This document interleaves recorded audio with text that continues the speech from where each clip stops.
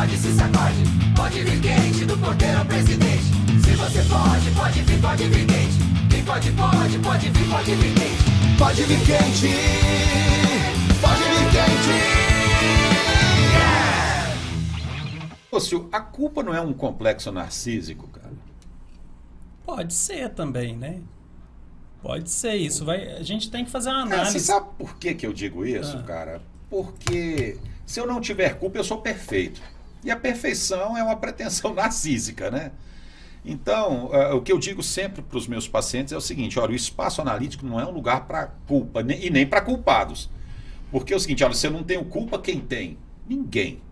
Ah, mas cara, o cara fez uma barbaridade comigo, arrebentou a minha psique.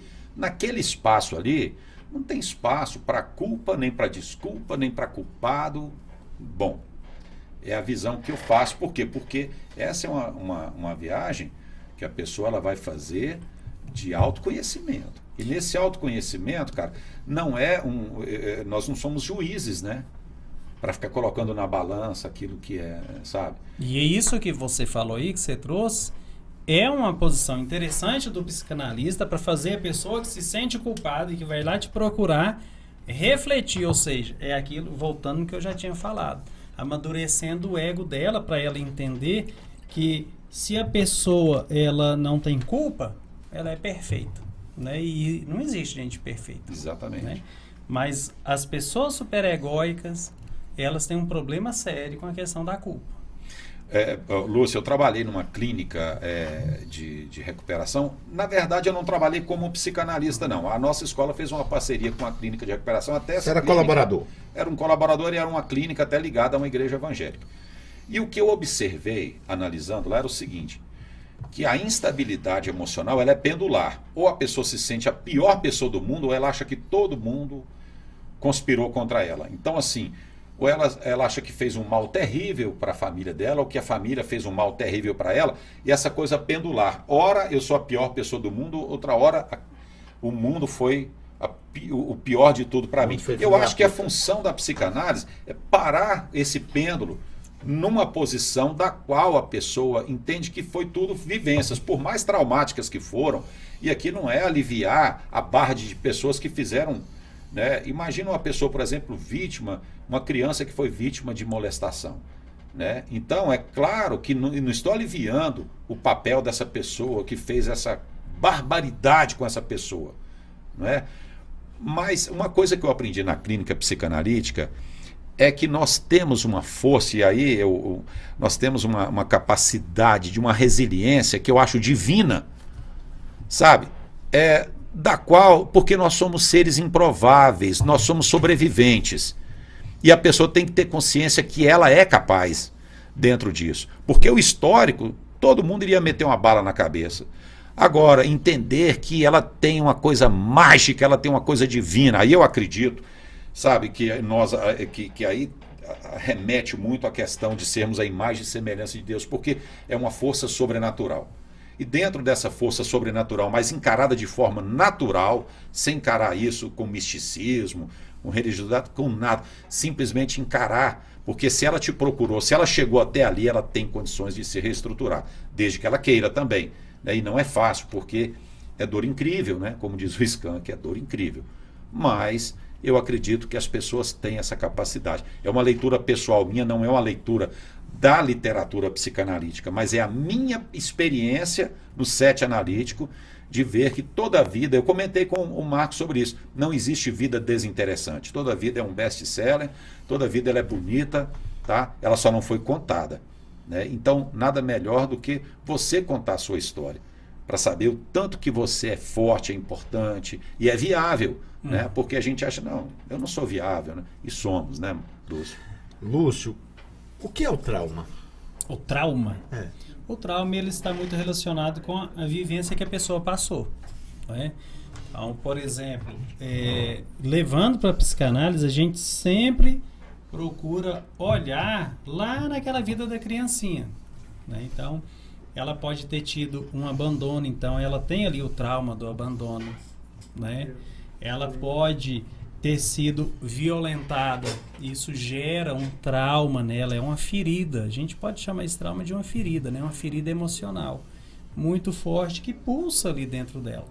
Ela pode crescer lembrando disso, ou ela pode bloquear essa informação racionalmente. O ego dela cria um mecanismo de defesa para ela não perceber, não lembrar, mas o inconsciente dela lembra. E aí ele vem para a vida dessa pessoa em forma de reações, que pode ser na pele, né? No comportamento. Então vamos falar de uma criança, por exemplo, que sofreu um abuso, né? Essa criança, ela pode crescer, não lembrar disso, mas ela acaba desenvolvendo uma proteção no corpo dela, ela pode engordar muito. Deixa eu te fazer uma pergunta. Uma criança vítima de abuso sexual, ela pode se tornar os dois... E aí eu acho que eu consigo ver se consegue conciliar as duas de Paulo. Ela pode ser hipersexualizada ou ela pode ser alguém reprimida? Pode, do aspecto pode. Da sexualidade? O que é interessante, né? A questão da repetição, né, Paulo? Que a psicanálise fala muito disso. Da repetição, comportamento repetitivo da pessoa. Você vê uma pessoa que sofreu uma violência sexual, ela pode crescer e repetir esse mesmo comportamento inconscientemente. Se tornar o violentador. E a gente fala que é até uma forma, inconscientemente, ele está tentando entender o porquê que aquilo ali aconteceu. Deixa eu te contar a experiência que eu tive com uma questão de, não vou dizer, não é daqui de Formosa, um trabalho com adolescente, e tinha uma adolescente muito problemática do ponto de vista... não problemática, até, desculpa essa palavra. Ela tinha muitas aventuras sexuais, sabe assim, quase que uma... E um dia nós conversando, eu perguntei para ela, porque ela tinha essa característica, ela foi violentada pelo pai com 13 anos. Então, na verdade, aquilo era um pedido de socorro, e o que ela fazia...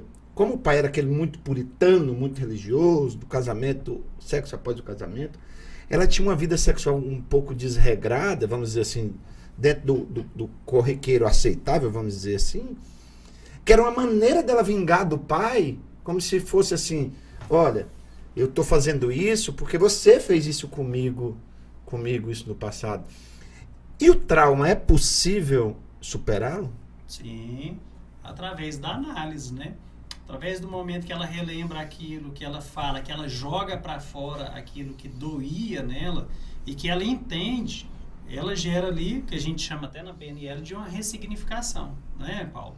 Então, assim, isso é possível, senão não existiriam as análises, né? Aí é que é a cura. A cura psicanalítica consiste em quê?